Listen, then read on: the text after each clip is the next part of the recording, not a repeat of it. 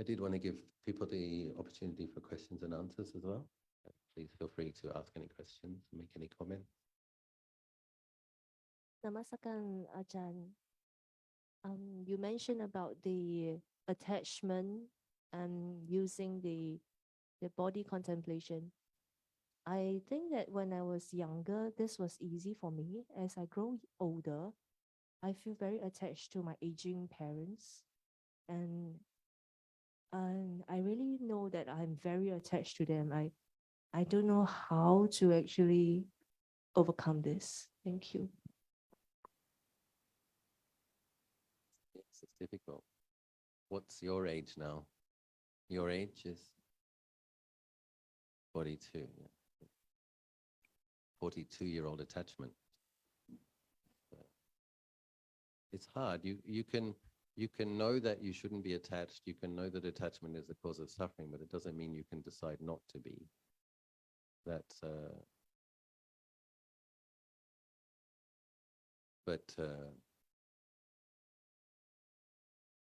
one of the things that you can do, it's bitter medicine, but it will be helpful, is when your friends are visiting their aging and sickening and dying parents, that you go with them. And you, as a friend, but you go as part of your mindfulness training to just really notice, this is what's coming. This is what's coming from my parents, and this is what's coming for me. And we just become more familiar with it when we see it. And, like not wanting to see it and being in denial is very powerful. I was, by some curious karmic synchronicity, I was with my own father when he got his diagnosis for terminal lung cancer. I was in the office with the doctor, and my mother, my father, myself, my younger brother, and the doctor said, "Yeah, it's not good. The situation where the tumor is inoperable," and he says, "We can give chemo, we can give radiation, it will give you longer." But you do want to really consider quality of life and whether you want that. And my mother and my father both heard, "We'll give you chemo, we'll give you radiation, you'll live longer." What I heard was, "This is terminal and inoperable."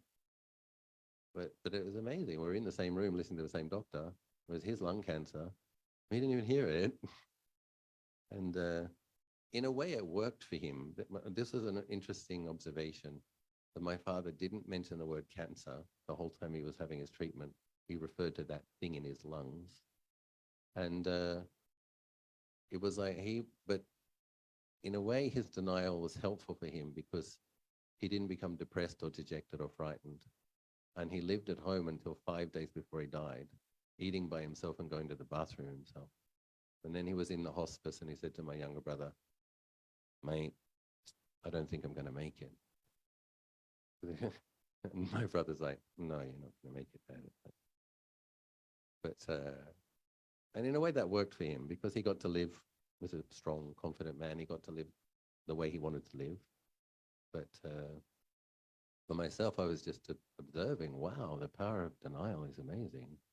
And my mum, I called out my mum, "How are you, Mum?" She's crying. And I said to her, "Well, we knew this was coming, didn't we, Mum?" She says, "Oh, I was kind of hoping he'd get better." She hadn't accepted it until he died. She hadn't accepted that he was going to die. So it's just very interesting. But in Western culture, I guess that's not uncommon. People don't talk about it, and people are put in hospices. You don't see dying people. I think just observing it. So one of the forest monk trainings since the time of the Buddha was to go to the cemetery, the charnel contemplation. Lord Buddha recommended that the bhikkhus and bhikkhunis go to the charnel ground and live there for a period of time as the corpses arrived and were burned, or sometimes just abandoned, sometimes they were burned, sometimes they were buried. But they would just see young people occasionally dying, old people dying, sometimes horrible deaths, sometimes peaceful deaths. They would just see the corpse. And that just goes in a very deep level of understanding. This is the nature of bodies. But it's easier to practice with other people's parents. So not in a kind of a, not as an intellectual exercise, but actually being a friend to your friend, and then but also noticing this is what's coming.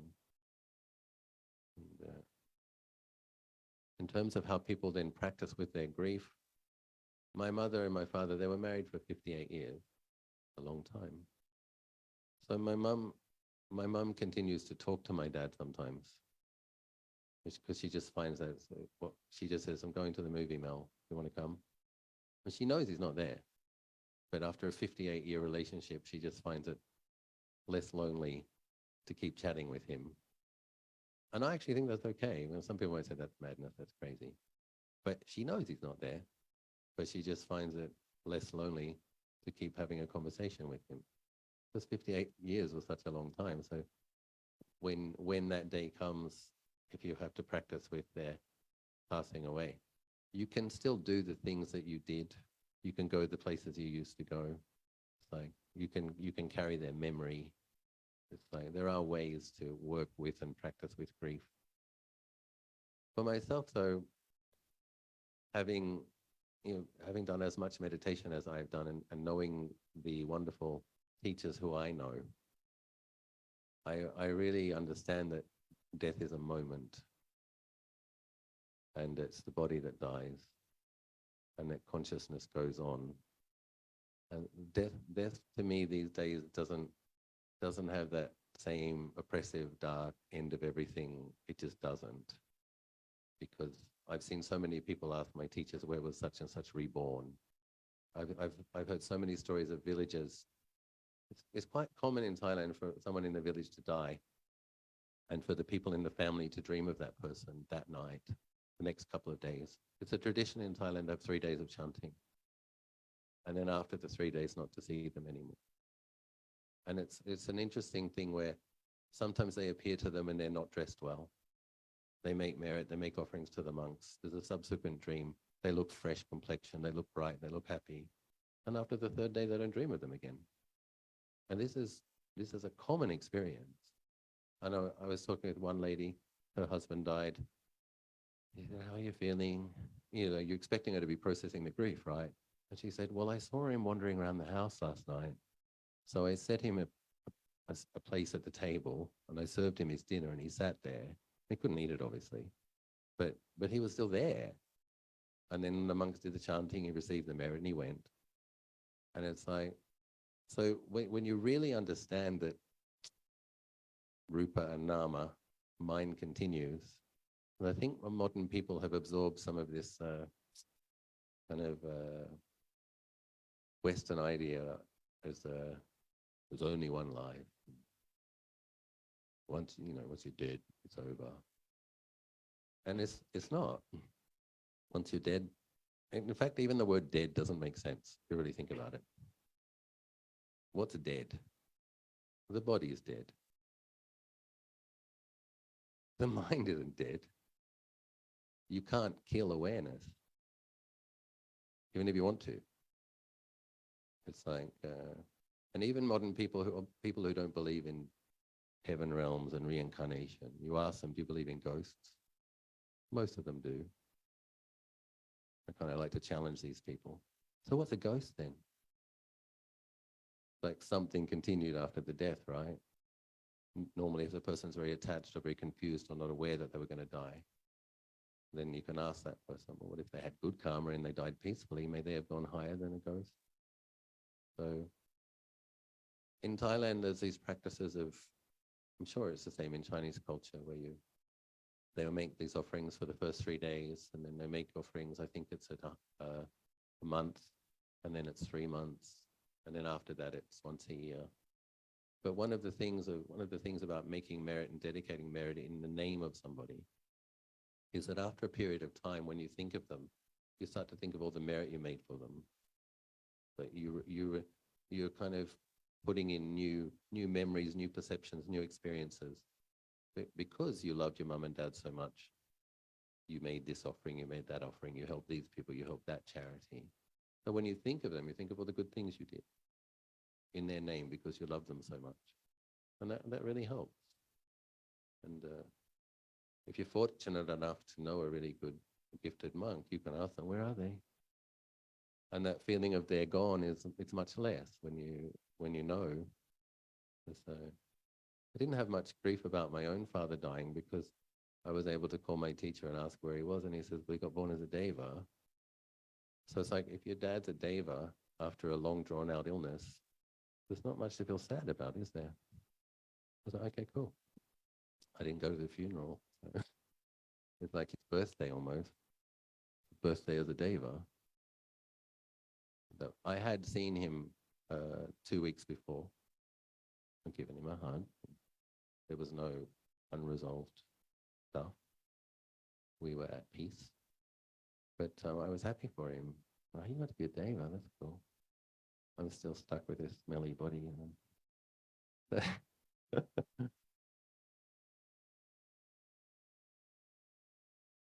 Hope some of that was helpful.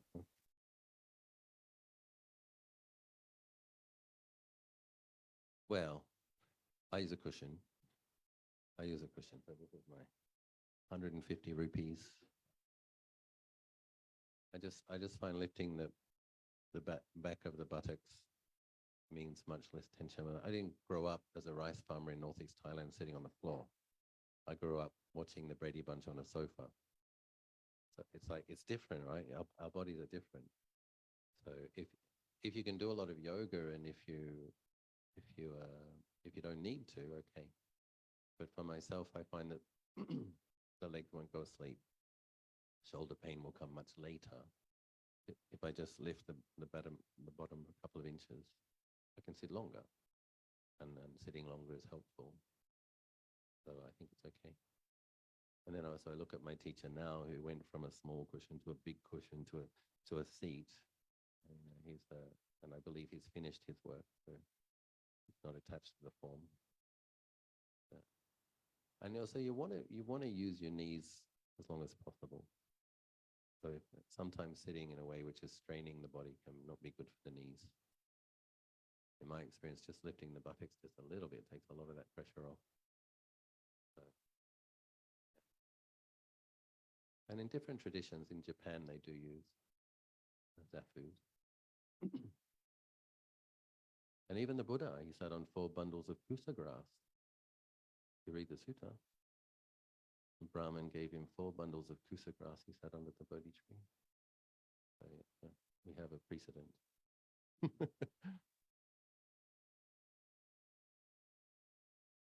Too comfortable isn't good. There is a middle way. Working with a little bit of pain and a little bit of tension is helpful. Like slouching in a couch isn't great. The mind will tend towards the dullness, sleepiness, daydreaming.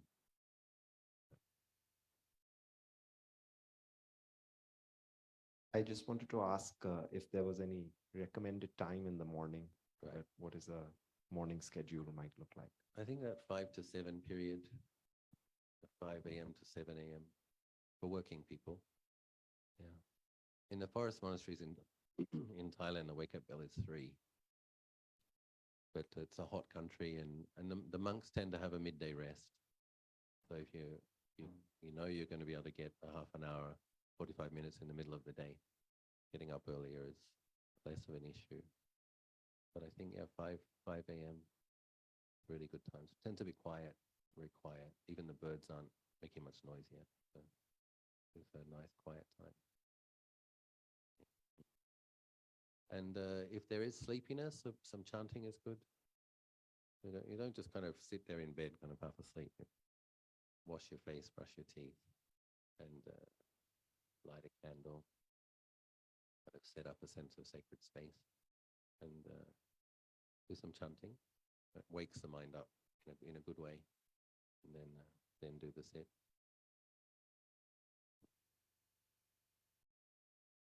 Sometimes when we sit, we tend to slouch. Are we supposed to be mindful of our back, that it has to be straight all the time when we are meditating? Yeah, good question. My own posture tends to be quite straight when I sit, but that sometimes it's a body shape thing. It just hurts more for me to slouch. And many people know I like to do this practice of sitting 10 hours a day in India at the Bodhi tree. do 4 sessions of 2.5 hours. And I find that after 2.5 or 3 hours, I need to get up, I need to stretch my legs, go for a walk, because it's just getting too painful. But I have some friends, Thai monks, who come and sit like this, and they're just there for 7 or 8 hours, and they're not falling into sleepiness. I suspect they have better samadhi than myself, but they don't look impressive. They only look impressive if you notice they haven't moved for 8 hours. And I tend to see them. I go back twice a year, and he's there again. And Lumpur Biek, interestingly enough, Lumpur Biek made a very interesting statement. Lumpur Biek's a contemporary of Thanajananand, disciple of Lumpur Cha. He says the meditators that he finds the most scary are the ones that sit very straight. And I think his point is, if we're bringing a lot of self to trying to appear like a perfect meditator, there's something wrong. That's not the right intention. So I guess the issue is, if you are a bit slumped over because you're doing longer sessions, is there a sense of clarity? Is there peacefulness? Or are you asleep? So if the mind is falling asleep, then it's good to straighten up and have a bit of tension in the back. But if you've found that there is good presence of mind and clarity, but the body's a bit slouched, it is okay. There's one very famous monk in Thailand called Lumpur Tuat, and his statue is like this.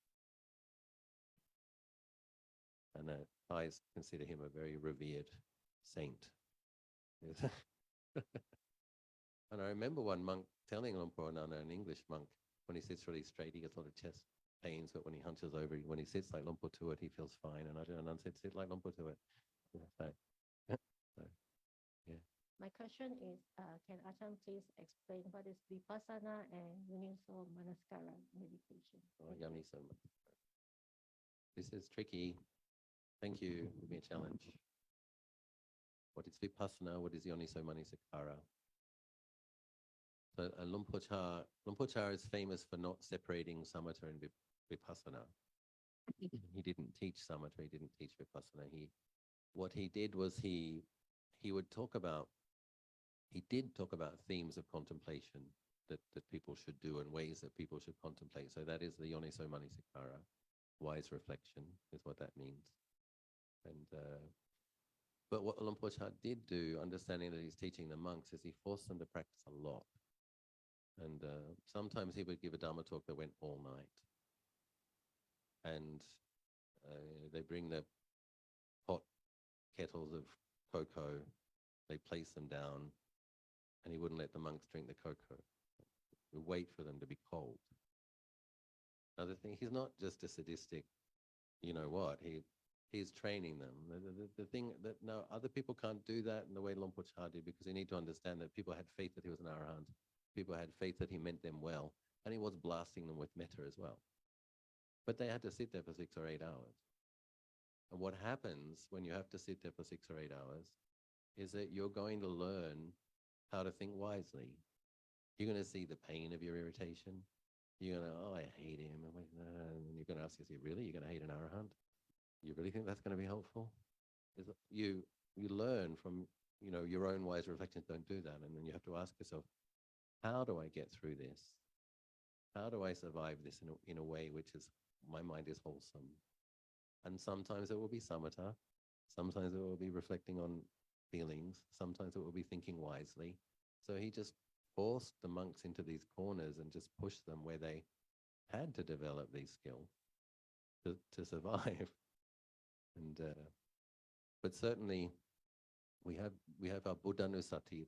I think it's called the 4 protector meditation. Your Buddhanusati, your Marananusati, awareness of death, and then your contemplation of the body and your metta. Like, we all need these. We all need that in our kind of toolbox. The Buddhanusati for having faith in the Buddha, recollecting what a Buddha is, and also that's an affirmation about our potential to be liberated. Faith in the Buddha, faith in his liberation, faith in our liberation. The Marananusati is when we're having obsessive thoughts about the future as a way of stopping that, and it ripens the mind grasping at permanence. It's weakening that attachment, and it's ripening the mind to have deeper insights into impermanence, the death contemplation. And so he did remind people that they need to be doing this, and keeping in mind that the monks would frequently be going to funerals, so they're seeing corpses, they're seeing bodies burn as well, as part of their life. And then the metta practice is pacifying the power of the anger and the hatred, weakening that, also helping to ripen the mind for insight. I mean, body contemplation is lessening the lust. But different people have different characters, and you can't really make Luang Por Chah didn't make a kind of a set system of guided meditations and do a certain amount of this and do a certain amount of that. He just talked about themes, and then he let the monks do a lot of practice and work it out for themselves. What hindrances, what kilesas did they have? Then they have to apply the appropriate remedy to bring it into balance. A thing that he would keep saying is the shortcut for practice is keeping the mind in the middle. Don't fall into liking and disliking. But it's up to us how to work out how we do that. Sometimes it's with patient endurance. Sometimes it's with reflective meditations. Sometimes it's with observing arising and seeing. But the individual practitioner has to work out how to do that, how to keep their mind balanced in the middle. And then Long Da Mahabua talked about panya oprom samadhi, like wisdom cultivating concentration. So if you're the type of person that does think a lot, then a person who thinks a lot, it is good to train the mind to think wisely. You kind of think about taking manasikara, for example, death. You think about the ways that you might die. You can ask yourself, you acknowledge that this body is going to die. Sometimes there's some stubbornness. Sometimes like, no, I don't think I'm going to die today. And then you can challenge that. It's like, well, a lot of people die in their bathrooms. It's not just you driving mindfully. A lot of people die because someone else drives into them. You kind of challenge it a bit. And then, how might I die? And it actually gets a bit interesting. I could fall down the steps. It's not cruel. It's not sadistic. You're not beating yourself up. You're just acknowledging the truth. I could fall down the steps. A car could drive into me. I could fall over in the bathroom. And we just keep dropping those perceptions in the mind until it accepts, yeah, I really could die today. Then the mind's much more content to be with the breath. Oh, I might die today. I better meditate. So I'm not going to obsess about 5 years, 10 years. We make it real. So, but those reflective meditations do reduce you see the kilesas as being a kind of thickness in the mind, the grasping at permanence, the assuming you'll have a long life. The death reflection does begin to scrape that out of the mind. And then the irritation, the aversion, the grudge holding, the metta practice does reduce that. Doubting your own ability, wondering what the point of life is. The Buddhanusati does give you confidence in your potential, have a path. So they work. But then the real insight practice tends to be from, in the forest tradition, if you look in the past century, it seems to be the case that the body contemplation is what really got people to the kind of enlightenment level. But to be able to see the earth element as the earth element, bones as bones, to really see that, there obviously needs to be a very good quality of sati. So the very good quality of mindfulness that the practitioner applies to knowing the bones. It's not just a thought, right? They're actually really placing their awareness on the bones, seeing the bones as bone, seeing that that's earth element, and then having the insight, that's not self. How could that be a self? But a lot of different practices are what ripens that quality of sati and makes it possible. So obviously there needs to be a certain amount of samadhi, and sati and patient endurance and consistency, a lot of things coming together. So, There was this sutra that Tampo Lee keeps talking about, which is the 6-element chant. So inside one of them is talking about space. I'm not quite sure what is space mean. Can you elaborate? okay. So we're often referring to the 4 elements: earth, water, wind, and fire. But there's another list. It is in the sutras, the 6 elements. So you add space and consciousness. So space is what everything exists within. When you go outside and you look at the sky, and space is what's above people's heads. So it is the space within which the nama and the rupa, the form and the mind, are moving around in. And so for myself, when I meditate and the meditation is going well, the sense of space gets quite palpable. The mind can feel like the sky. So it's like, okay, that's space, right? And then consciousness is, you've got ear consciousness, eye consciousness, nose consciousness, tongue consciousness, body consciousness, and then the mind-based 6 types of consciousness. But in terms of a contemplation, trees have a kind of a consciousness. If there's a deva living in the tree, there's another kind of consciousness. I mean, the space is pervaded by this, forms and mind and form, these kind of parallel realities. And so in Thais, it's kind of a given in Thailand that there's nagas in the streams, devas in the trees, and celestial mansions in the sky. That was kind of basic people's understanding. Ghosts in the forest. Westerners aren't scared of forests. Westerners are scared of old houses. But Thai people tend to think ghosts are in forests because that's where they burned the bodies of people who had traumatic deaths.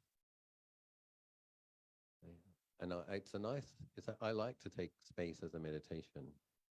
And Ajahn Sumedho teaches it, like, because we can think of the conflicts that we get in and how solid we make ourselves and others.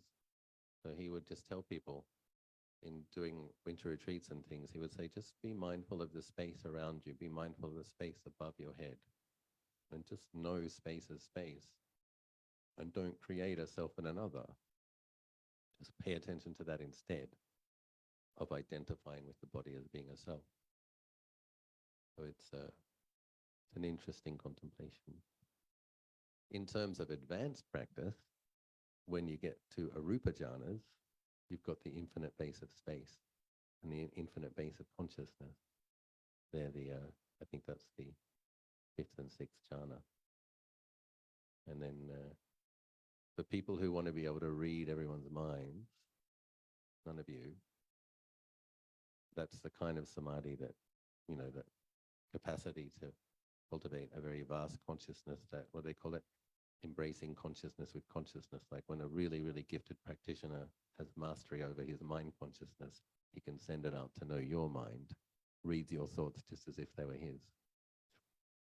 And that's when it gets interesting. And I don't encourage this. Don't aspire for liberation.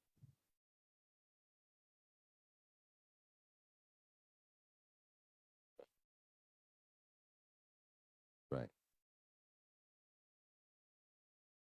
Right, where you, like as you have consciousness at your ear. When you're hearing something, there's a sound. And when you have the experience of hearing it, that's ear consciousness. So there's a sound and there's the body, but the thing that's hearing it is ear consciousness.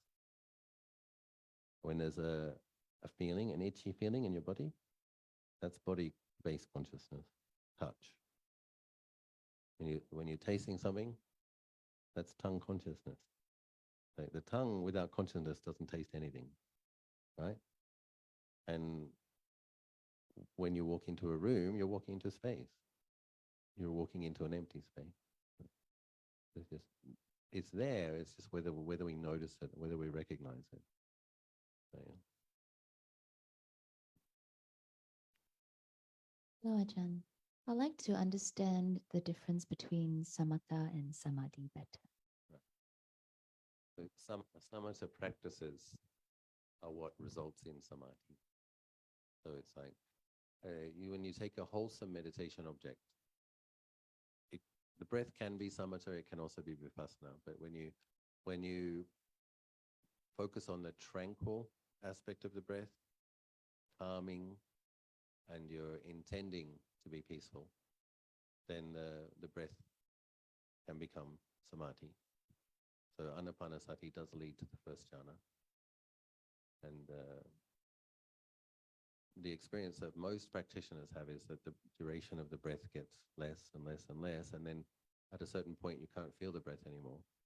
But the breath is what led, and there is actually breath, but what happens is the mind becomes so peaceful, the mind goes inwards and it isn't paying attention to the feeling anymore.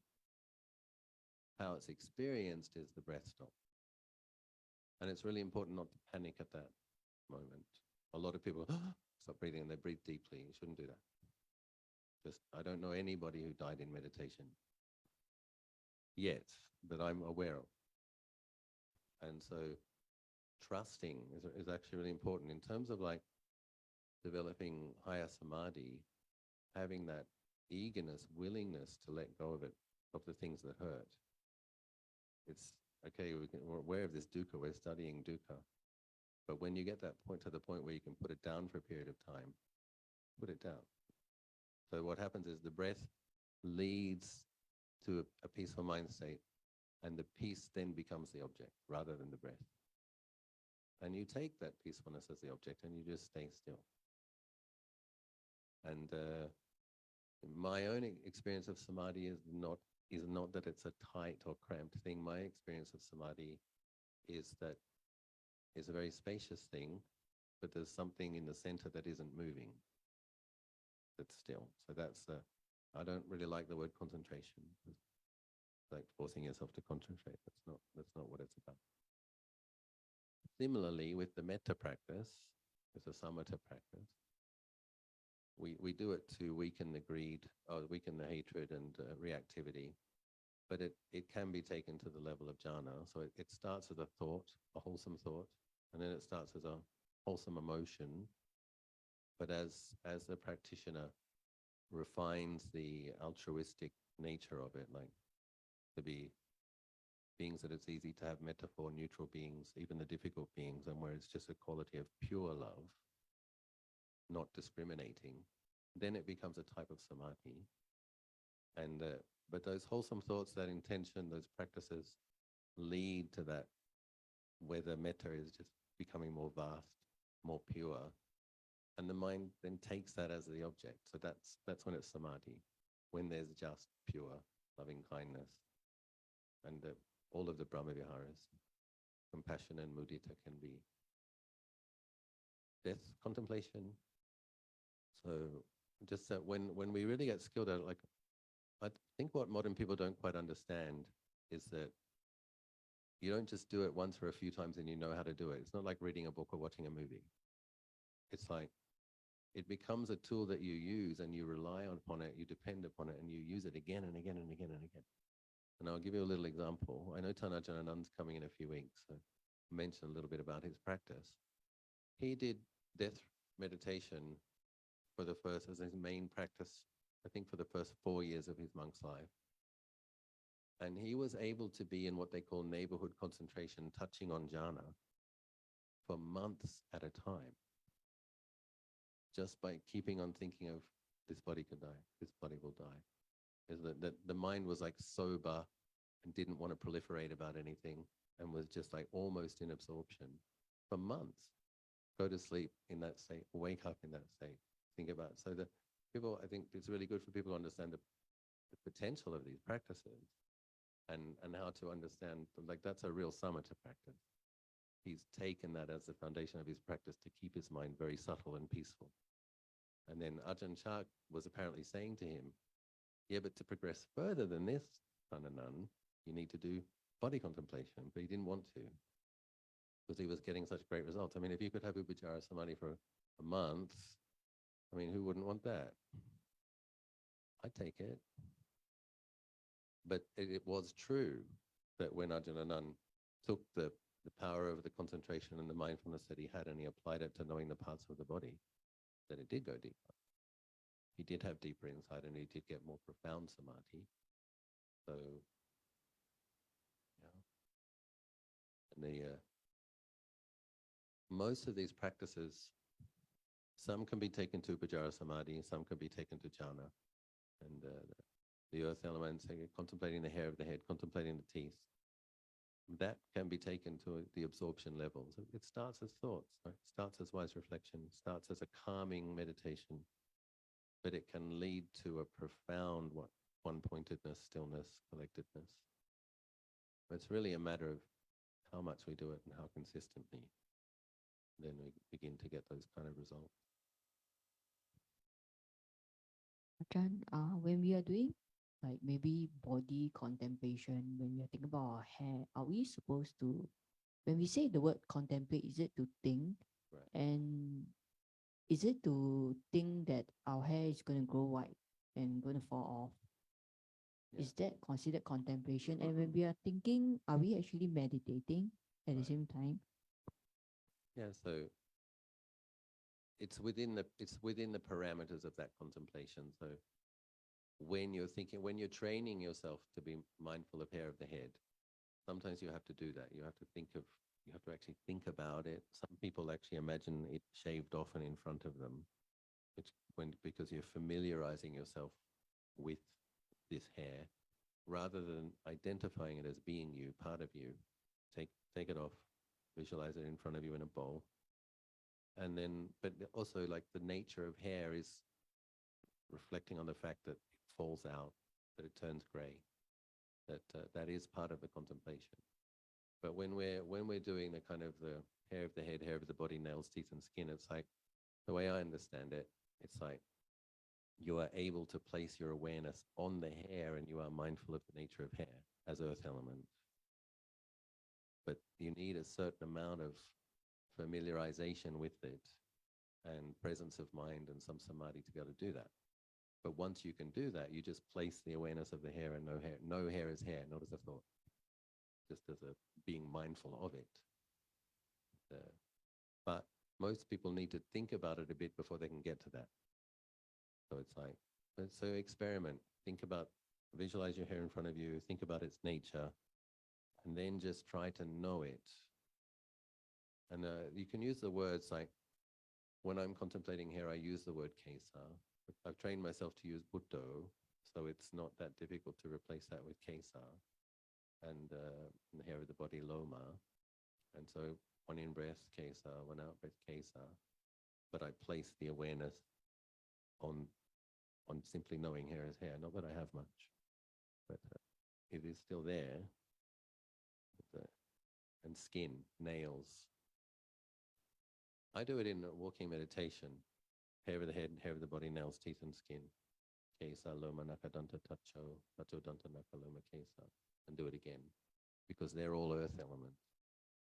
And there's that sense of placing the awareness in those spots. First question, in anapanasati sutta, there is gladdening the mind. How do you gladden the mind? Yeah. So what I was talking about earlier, when you come and you come to sit and you notice is there some suffering there, and often there is, then what I was describing, one way to do it is that you use the breath to kind of just wash it out of the mind, wash the hindrance, but giving the attention to the breath. You're not thinking about who hurt your feelings or who said something that was offensive or who disappointed you or whatever it is. You're giving the interest to the breath. And then if you focus on the fact that it has a kind of a tranquilizing, calming effect, that gladdens the mind. You make the mind calm, you make the mind peaceful. And if you're consistently giving the interest to the feeling of the breath, rapture and tranquility arises. So that's how I understand gladdening the mind. It's just giving the interest to the breath until the mind feels tranquil and peaceful. If energy is low due to illness and fatigue, how do we press on the path to have a daily practice? So what I was saying earlier, morning, like if normally after the body's rested, I mean, this person said illness, if it's a serious illness, that can be a challenge. But normally if you've had some sleep And then if you get up and you have a shower, there will be some energy. You know? If it's a debilitating illness, that's difficult. This is why we have to do a lot of practice before we have a debilitating illness. So if we've practiced well while we were healthy, we've developed some abilities to keep the mind bright and energized and contemplate and be mindful in 4 postures. Then when you get to that illness, the fatigue doesn't take over the mind as completely. But if we haven't done that preparation, we get to that point, it's difficult. On my previous visit to Singapore, I've been one previous time, I think it was 6 or 7 years ago. At that time I was coming to visit a dying lady, and she was, she had good karma, this lady. She also had some bad karma, but she was dying of lung cancer, and she'd had a painful allergic reaction to chemotherapy. It was very painful. But she was conscious until 4 hours before she died. And I was visiting her with her relatives, and we were chanting 3 times a day in the week before she died. But she couldn't speak. But if I asked her a question, she could nod or she could shake her head. So I could see that she was mindful, that she was aware until those last few hours. But she had been very generous and virtuous and a diligent meditator, chanted a lot of suttas. So if we practice, I've seen it myself, that if we practice diligently for decades, when the terminal illness comes, the people who have practiced well are able to practice with it. So we have to invest in that.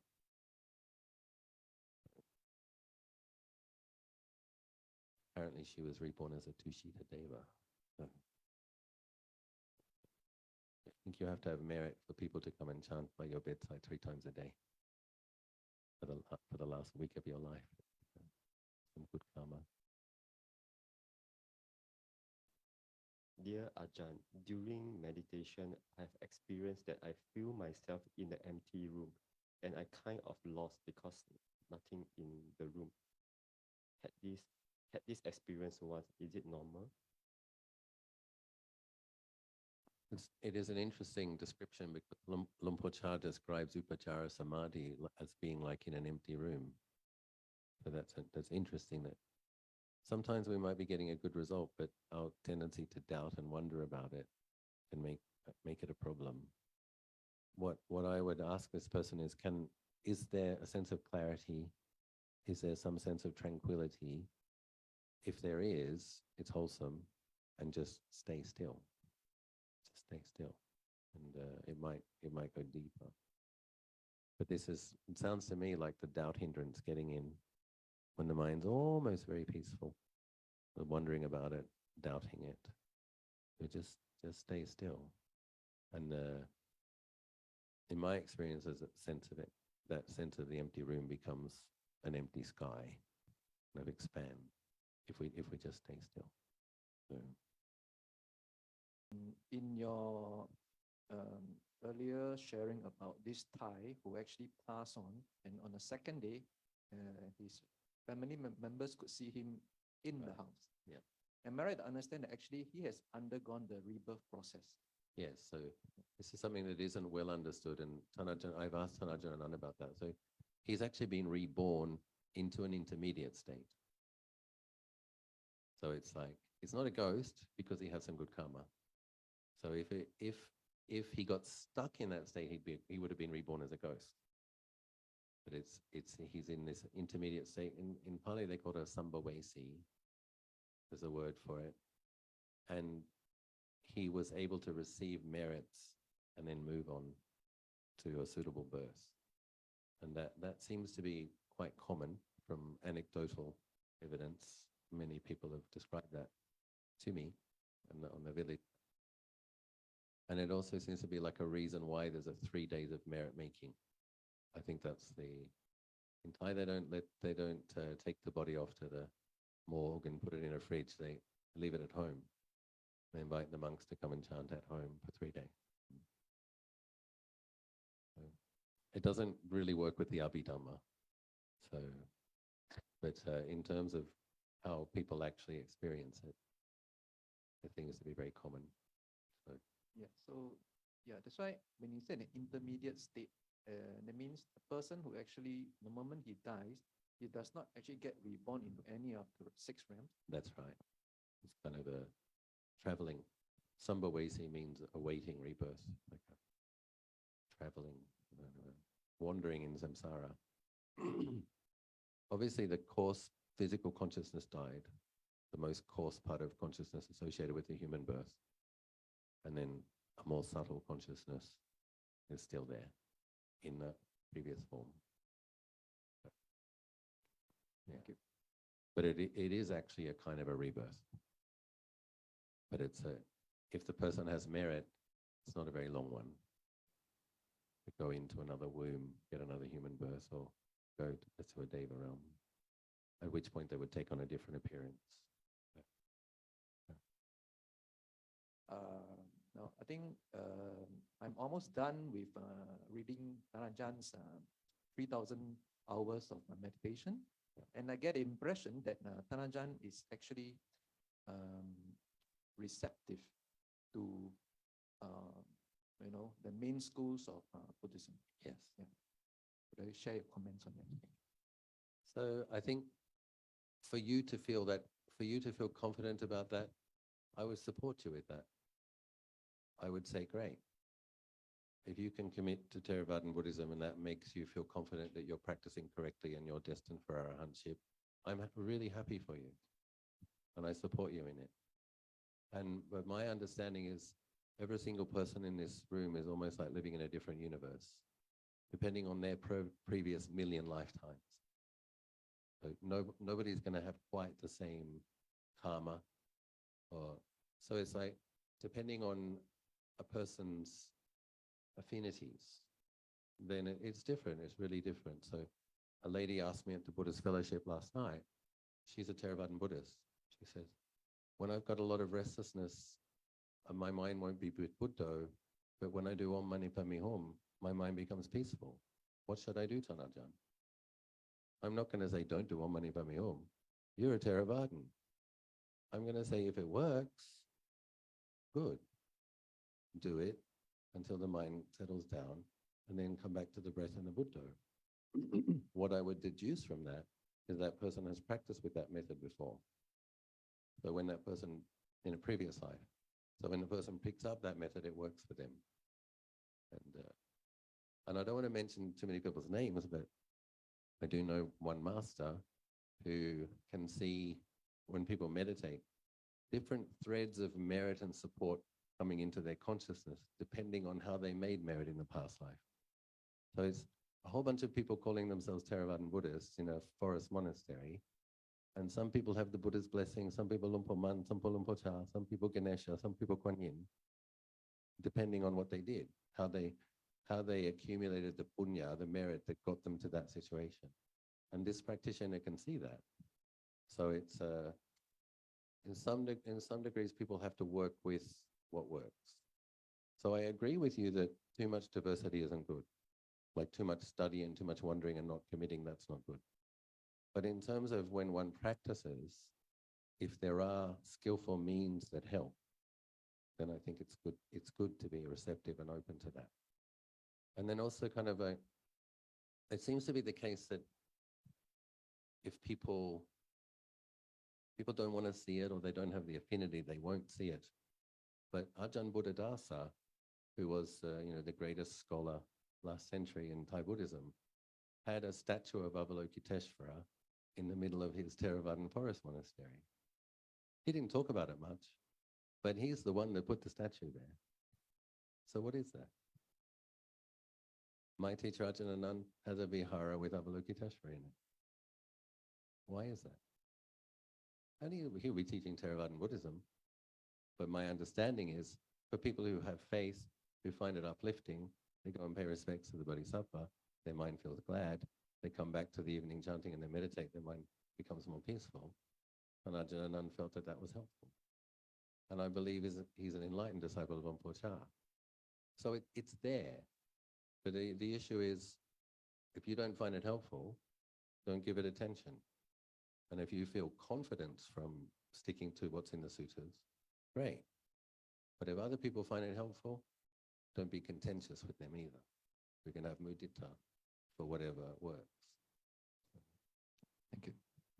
Can I know, is the right view that we contemplate because we are going to die anyway, so it's better not to incur the wrath of anyone or to make ourselves angry or to simply let go? Is this the right view? Is that true? Well, Lord Buddha says if there is a thorny bush in front of you, he encourages that you walk around it. He literally says that. He does not recommend that you walk through the thorny bush. So I think it's probably a middle way, isn't it? Like if the issue, if the boss is being unskillful and it's in an ongoing way, and some superiors would benefit from hearing about it for the sake of company harmony and all of those things, it might be beneficial to talk about it. But this is you have to feel that out. But in terms of our practice, in terms of how we become peaceful, yes, we remind ourselves that if you were going to die today, would you make a problem out of this? That is skillful. That is wise reflection. That is skillful. And it's like, but in terms of your being a team player and being responsible at your workplace, if someone is unskillful, you might have to talk with your superiors. So it's a middle way, isn't it? Like what's for your practice? What's for the job? But it does help us let go of grudges and conflicts and obsessions. Okay, if you're going to die today, do you want to die with holding on to this? Very helpful. And another thing I like to sometimes encourage people is if not just thinking about death, but not just marana nusati, but rebirth nusati. I don't know how you say that in Pali. But if you can ask yourself, were I to die right now, where am I likely to be reborn? Because sometimes rebirth is more scary than death. It's like, okay, I'm aspiring for liberation, but I'm really attached to this mind state. If I die right now, where am I going to go?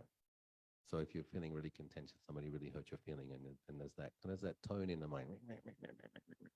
Okay, growling dog, right? You can kind of feel it. This is going to the growling dog realm, or that just longing and obsessing. If the mind is thinking about genitals and lot, okay, lustful dog, the dog in heat. I mean, seriously, this can really help us. Like, do you want? If you die right now, where are you going? It's can be very sobering. It can speed up the process of letting go. Yeah. How can we stop rebirth? How to stop it? We get reborn because of ignorance, greed, hatred, and delusion, and craving. So, and we stop being reborn by. So, what is ignorance? Ignorance is not knowing. What is delusion? Delusion is misapprehending or knowing incorrectly. Why? Because you don't know according to the actual truth. So because you don't know things as they truly are, you misapprehend or misinterpret them. Because of that, there is greed and hatred. You think you're the body. You think you're the feelings. You want to have an affair. You want to Telstra. What is it? Tesla. You know. Right. You want to tell Tesla. And then how do you stop it? Well, then it's the antidote to the ignorance is mindfulness and clear comprehension, mindfulness and wisdom. You know, but all of these things have three characteristics. They arise, they stay for some time, they cease. Their nature is unsatisfactory. And because of that, it's not a self. It's not a solid self. So developing mindfulness, contemplating wisely, observing those three characteristics, uproots the craving and the attachment. And the knowing things clearly as they are destroys the delusion. And that's how we stop being reborn. So. As parents, right, we how do we balance and manage, parental responsibility, upbringing, and teaching our children, and of course, in the process of which we are always concerned and worry for them, especially if they are not, we feel that they're not going the right path, for example, right? How do we balance that with detachment? I mean, I'm also assuming that I will pass on earlier than my children. And at the point of death, how do we detach so that, we can move on? I don't know. I don't have children, so. But I do know it's very painful, and I do feel for people who have those challenges. Like, you do your best, and these days it's especially challenging because the parent's role is somewhat minimal compared to what everything else they're exposed to. It's like people are being influenced quite a lot by TikTok and Instagram and YouTube, Netflix. So the amount of influence that you're actually able to have compared to all of the other hours where they're influenced by other things, then it's really hard. And it's part of the dukkha of being a parent, is that even when you are really trying to be a good parent, we also don't know what they came in with, their deeper habits from their past lives. How receptive are they? How much do they actually want to be a good person?